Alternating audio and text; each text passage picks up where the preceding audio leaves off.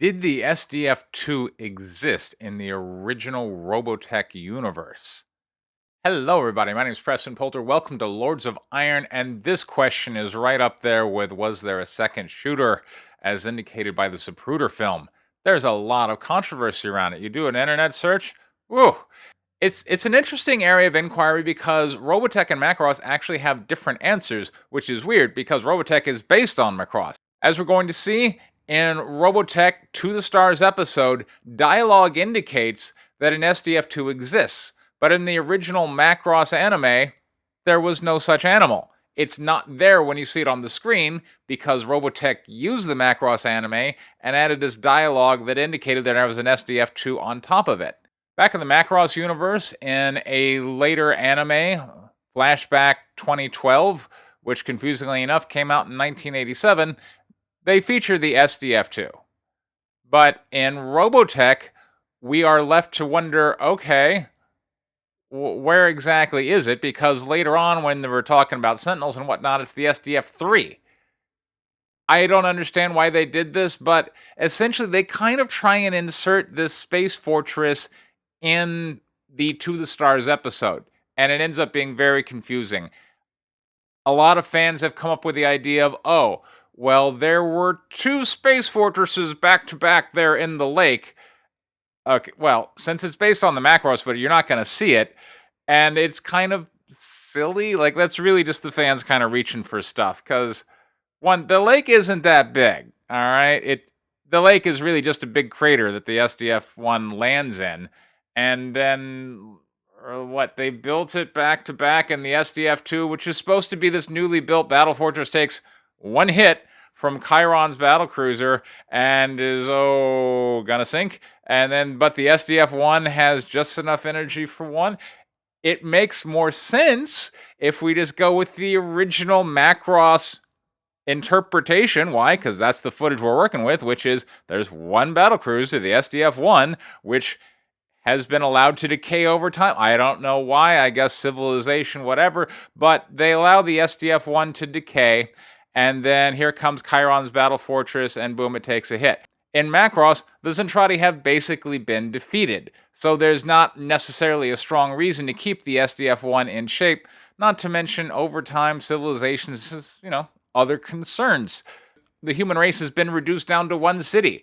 But now when we paste on, and the Robotech Masters are going to come, now here's where they kind of start monkeying with the final episode to try and make it like, oh yeah, we're going to go to the stars. We built another space cruiser. We're doing all this stuff. And it just ends up like, it's a confusing mess.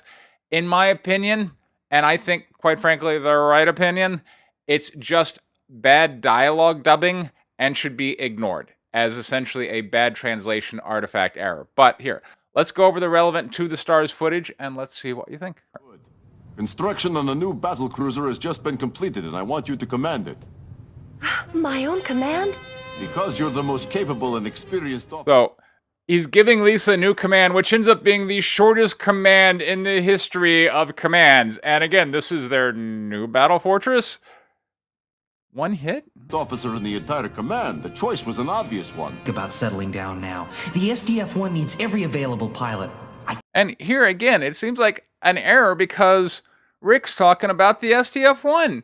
And then when Lisa comes up, she's like, they've been building, and Rick's like, oh, they have? It's a surprise. Can't quit. I came to say goodbye. You see, new orders were just handed down. I'll be going into deep space soon. It's true. I can't believe it, but Admiral Global has given me the command of my own battle fortress. I don't think it's reinforcements. There's only one ship. Got to get back to the SDF-1. Right. Now, she's got to get back to the SDF-1. If they had really thought out how they were going to do this, I think that line should be different. Wait! All right, Vanessa, I'm here. Give me a quick status report. A single battle cruiser, 10 degrees southwest. Present position 27 miles, but closing in very fast. SDF-1. SDF-1 on Chiron's battlecruiser. What, is he so confused? Are they such a look-alike that he can't tell the SDF-1 from the SDF-2? That line doesn't make any sense because they fire on what the dialogue is going to make it out to be the SDF-2. But here the dialogue is making it out to be the SDF-1. SDF-1 now coming into range, sir. Main gun at full power and standing by. SDF-2 has taken a direct hit. We've lost communications. It looks pretty bad. You're not the only one confused there, Rick. How come Chiron's like, fire at the SDF-1, and then Rick's like, oh, the SDF-2, no! Yeah. Pretty bad, all right. Sir, they're listing. They're sinking, Captain. Oh Come in, SDF-2. SDF-2, do you read me? no! All section commanders file status reports as soon as possible. Computer's dead. No manual override. It's no use, Captain. We have no control whatever. We're losing power. Captain will have to abandon ship immediately. Think. What would Admiral Global do at a time like this? Of course, Admiral Global! Huh? Come on, hurry! Where's she going? Oh, don't ask questions. Just follow her.